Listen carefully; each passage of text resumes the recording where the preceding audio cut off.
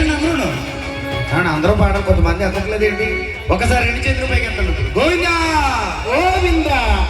గురుగారు మైకులో ఉన్న కోరస్ ఎవరు ఇవ్వకండి, వీళ్ళు అందరూ ఇస్తారండి, ఎందుకంటే వినపడతాం. గోవిందా కొంచెం గట్టిగా. ఏమంటే ప్రసాదాలు తిన్నారు కదా, ఇంకా ఉన్నాయి కావాలి. ఓకే గట్టిగా గోవిందా. అందరూ కలిసి భజనలు చేస్తే ఎందుకు రాడే మాధవుడు. అందరూ కలిసి భజనలు చేస్తే ఎందుకు రాడే మాధవుడు. తాళము శబ్దము చెవిలో పడితే, తాళము శబ్దము చెవిలో పడితే పరుగున వచ్చెను కేశవుడు.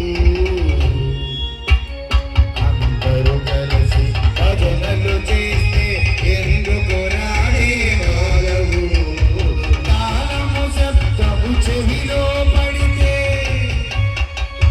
తాళము శబ్దము చెవిలో పడితే పరుగున వచ్చెను మాధవుడు.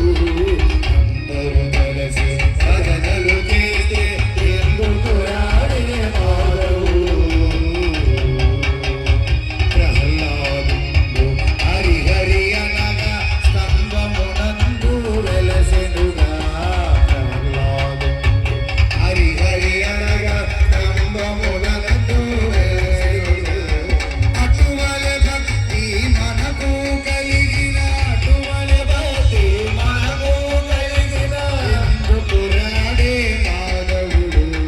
ఎందుకు రాడే మాధవుడు. ఎందుకు రాడే